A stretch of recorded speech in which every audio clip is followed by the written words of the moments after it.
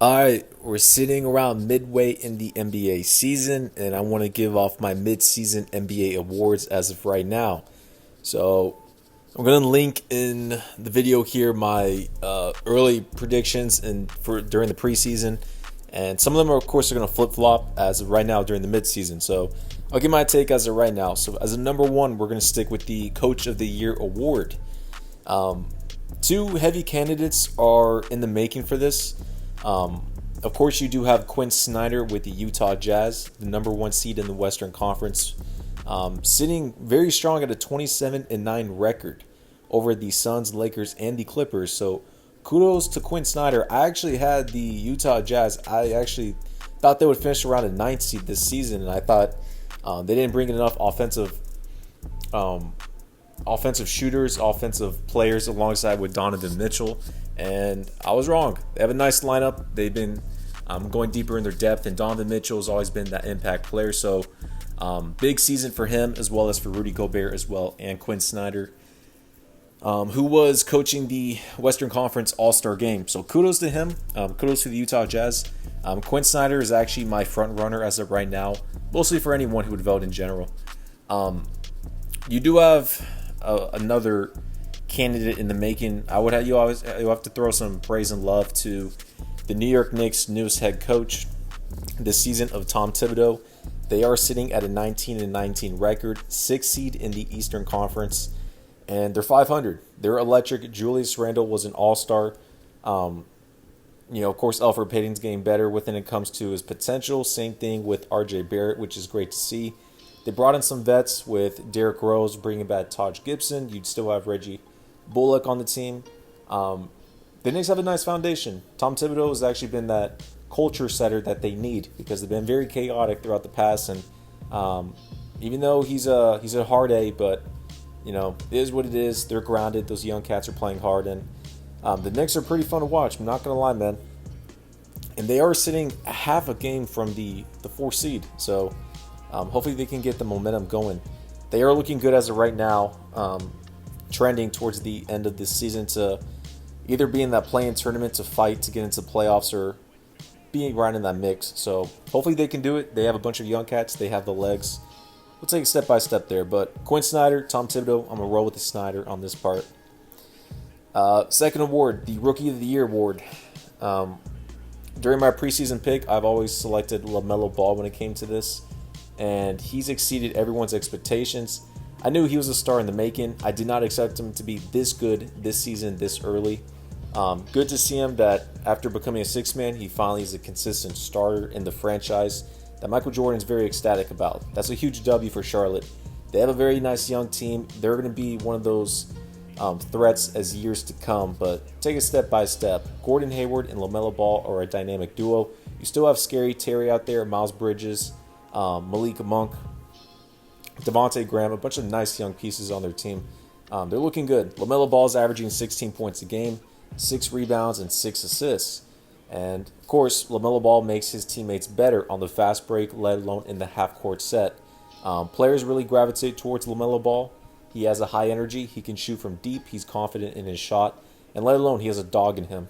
So, no surprise really on my part here, LaMelo Ball. There's no one coming second. So, LaMelo Ball will be winning the Rookie of the Year award as to be. And his momentum's been going up ever since the beginning to the middle towards the end of the season now. Next award, you do have the Most Improved Player of the Year award. Now, I do have two different players that are very neck to neck when it comes to the award, and let me just be blunt on this. You do have Jeremy Grant from the Detroit Pistons averaging over 20 a game, and as well as you do have Christian Wood with the Houston Rockets, that he's giving you 22 a game, 10 rebounds, and looking like 1 steal as well. So if we're looking at the Houston Rockets, they are sitting at 11-24 record, one of the worst in the Western Conference. They are retooling/rebuilding by letting go of Harden, Russell Westbrook, now going to let go of PJ Tucker. Eric Gordon's injured. Boogie Cousins, he got waived and kicked off the team.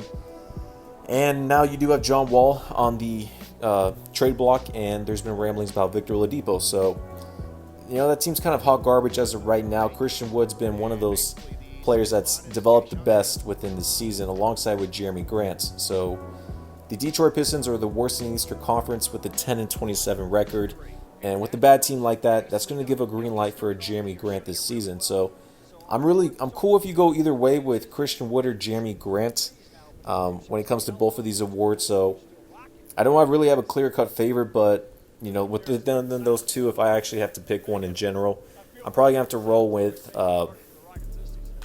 roll with Christian Wood, to be honest.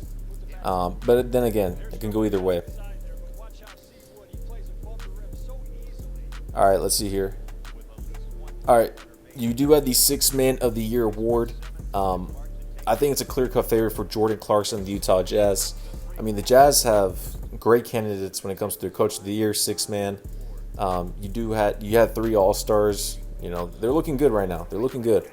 Jordan Clarkson's always been electric, especially coming off the bench.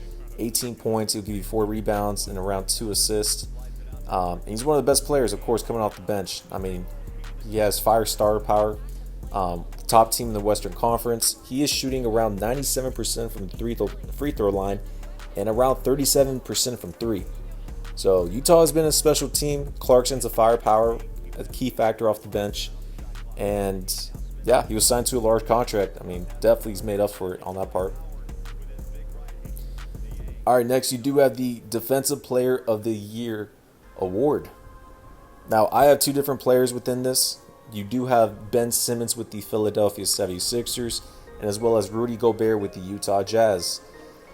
Now, majority within the season, I was rolling with Rudy Gobert. Ben Simmons has made a case within his side of things. He is averaging 16 points a game, 8 rebounds, 8 assists, around 1 block, and around 2 steals as can be. But the 76ers are one of the most consistent teams in the Eastern Conference this season, and it's pretty much has brought a defensive dominance from Ben Simmons due to 2 steals a game and looking around 1 block per game. He's one of the most versatile defenders in the NBA, and it can handle around 1 through 4. He does have a 3.7 win share, which is 28th in the NBA, and is one of the 2 best players on the best team in the East so far. So it's looking good for him. You do have Rudy Gobert coming in a second on my section here. You can really go with Ben Simmons or Rudy Gobert. I actually do believe they'll probably go with Rudy Gobert due to the Jazz being the best team in the Western Conference.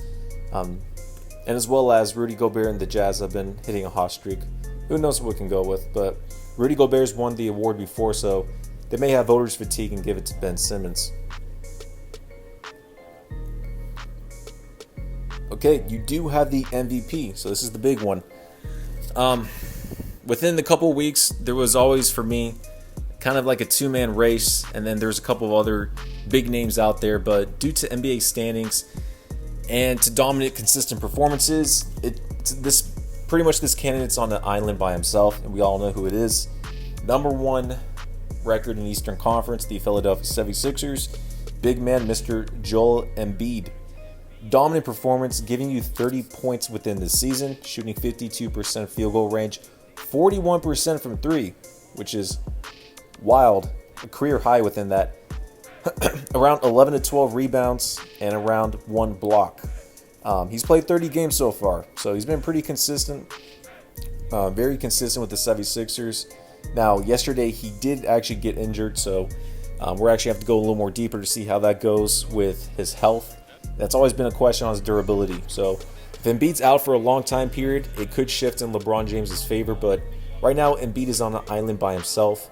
Other candidates are, of course, going to be LeBron James from the Lakers, Nikola Jokic from the Denver Nuggets.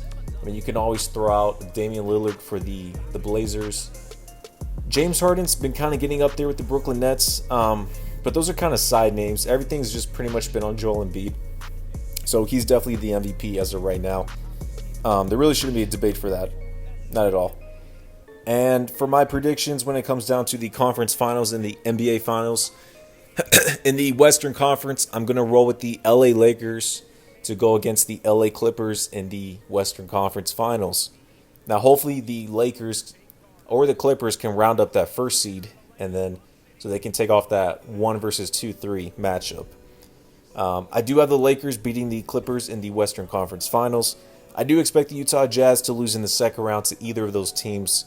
And yeah, in the Eastern Conference, for the Eastern Conference Finals predictions, I do have the Brooklyn Nets going against the Philadelphia 76ers. That's going to look like a first seed against a second seed. And hopefully Joel Embiid is healthy, both sides as well. And who knows, the Nets could pick up Andre Drummond, another big. But I do have the Nets winning that series in 6 games. The 76ers don't have enough offense when it comes to a true playmaker who can score on his own. And yeah, you got a 3/4-headed monster, Brooklyn, man. I mean, it is too much. In the NBA Finals, I do have the Lakers against the Brooklyn Nets. That is going 7 games. It's going to be epic. It's going to be one of the ages. I do have the Lakers winning that, maybe potentially squeaking it out in 7 games. The Lakers will be getting another big. Same thing with the Brooklyn Nets. And within those roster or internal changes, I expect Anthony Davis to be healthy with LeBron James, and that them to go against the Monstars. So that's going to be a big electric NBA Finals. I expect LeBron James to win Finals MVP, the 5th championship, 18 championships all time for the Lakers, number 1 in the NBA. And yeah, I got that as of right now. So we'll take it on to the NBA playoffs coming up within 2 to 3 months and cover there.